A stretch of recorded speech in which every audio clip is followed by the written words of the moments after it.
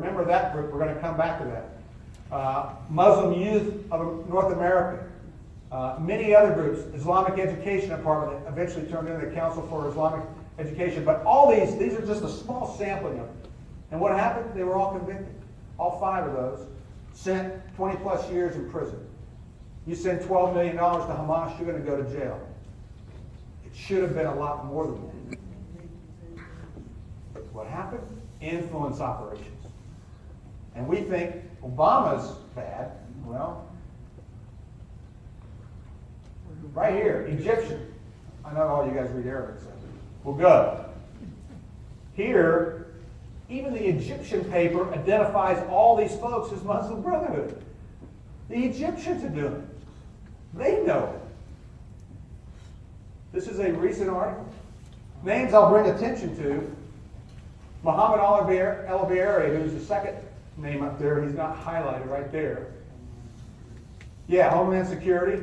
He resigned from that. He's in Dallas now, back where he was. And he's bought his way into a nice conservative group in Irving, Texas, and is a member. And attends their meetings. And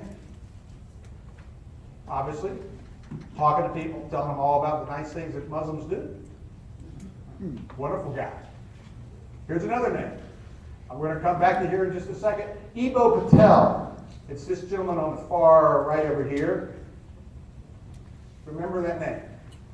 But the name I want you to see right here, real quick, Shah Hassan. He's a special representative to the Organization of Islamic Council. You've not heard that name, OIC. You've heard of the UN. What's the second largest bloc or organization that represents countries in the world? 57 Arabic countries named the OIC. Remember the goof? It wasn't a goof, but it was a goof by Obama when he said, I think I've been to all 57 states. Yep. 57 OIC states, countries. Kind of just got that mixed up in the brain cells. Mm-hmm. So the bottom line is this guy, and the OIC has major issues and we need to be aware of. We don't have time to talk about it today. Sorry about that. You can ask me later. Our friend. Yeah, going back a little way. So it's not just Mr. Obama.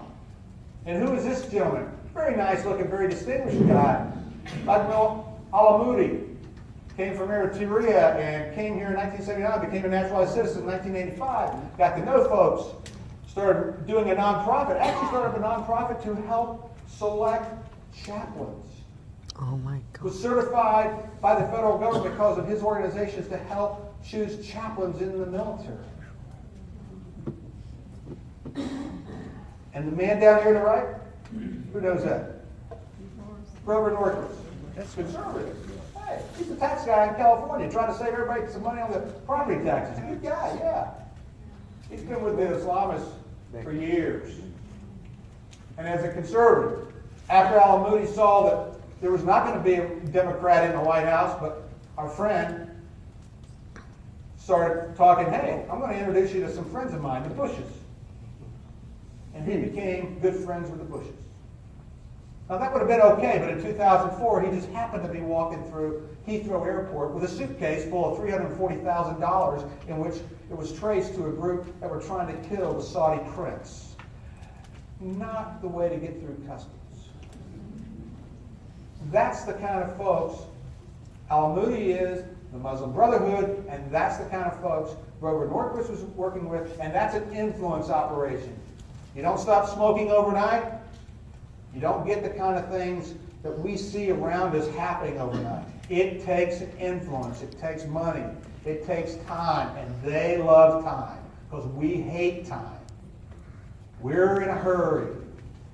It's tomorrow. It's the next day. For us, it's next minute, next hour. That's way too long. Saad Qutb is a leader, a thinker in the Muslim world. He was also a Muslim Student Association member in Colorado. Came back from America and said, boy, America's terrible. I'm going to write a book. And talked about milestones. And every Muslim radical reads that.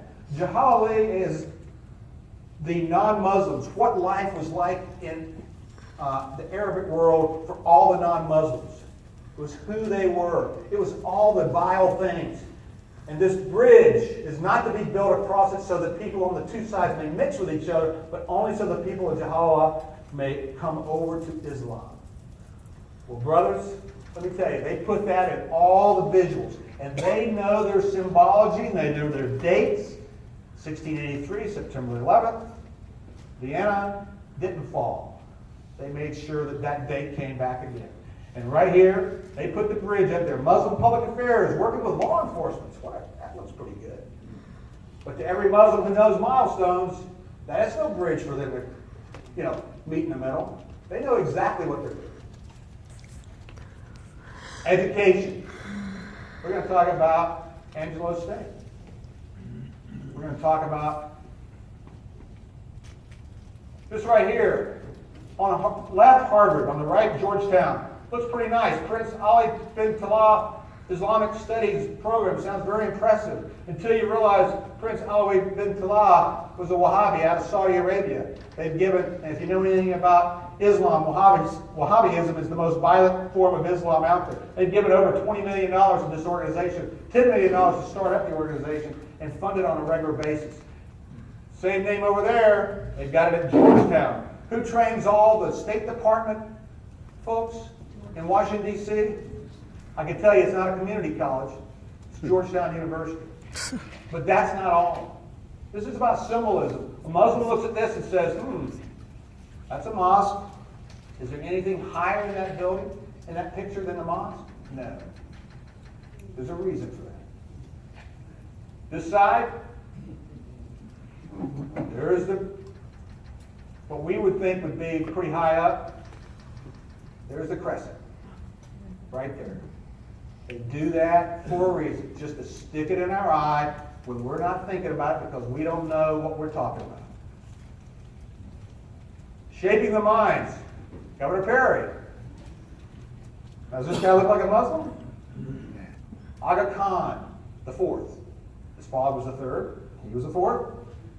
Ismaili sect, very peaceful, but let me tell you, they believe in all 5 pillars of Islam.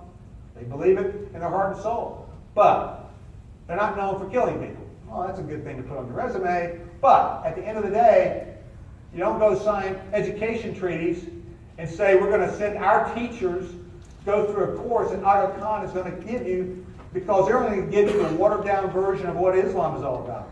And I know of teachers who went through that course and said, I don't think you're getting the full story here. And sure enough, they weren't. 80 teachers, 15,000 students were trained. And then it got on the internet, and whoa, it didn't go well for them. So how did they fix that? It's all about dawah, proselytizing. Well, the next time they did it, they didn't put it on the internet. They made it very quiet, and they took the teachers over to Turkey to give them the training over there, instead of doing the training here. Well, if you're a local school teacher and you're getting a free trip to Turkey, whoa, you're going to sign up for that. And when you come back, you're going to be the top dog in the school because you've been to Turkey. And you're going to talk about the Middle East, and you're going to talk about whatever they told you to talk about. Because that's what you think is the truth. And that's happening with schools, universities, all around. We just finished up a project where we reviewed 37 social studies textbooks that are proposed for the state of Texas coming up. We found over 1,500 errors in the social studies textbooks. Many of them related to Islam, but others not related to Islam. Did you know that we all live in a democracy? According to all the major publishers, until we pointed out to them, oh, by the way, excuse me, but it's a constitutional republic.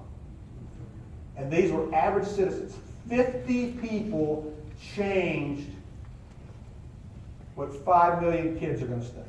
So if you think, I'm too old, because they look all like you guys. We're all old. But let's face it, 50 people got together and we did that. It was Truth in Texas textbook was the website. I'll give you that here in a second. But this is some of the examples.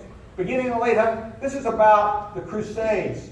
It's bad guys. The Christians went in and killed all the Muslims. Ooh, that's terrible. Not really. didn't really kind of tell the rest of the story, as Paul Harvey would say. And we pointed it out to them. We sent it to the publishers. Sometimes they agreed, but a lot of times they pushed back. They had never had anyone kind of push back on them. And we had folks just like you go up and testify and tell the state school board, this is what we found, this is all of our expert opinions who give you the facts, and we got some changes made. And people said, nah, you're not going to be able to do that. But that's the narrative, and it's a half-truth. They like to say, oh, you're just asking us to put more information. That's a request for additional information. No, if a half-truth is a half-truth, it's not additional, it's not the truth. Do whatever semantics you want. Here's another example. Oh, I may have gone too fast. Yeah, one more. 6-Day War made it sound like, holy cow, the Israelis were, it was all their fault. Nothing going on around it. And yet, we pointed out to them,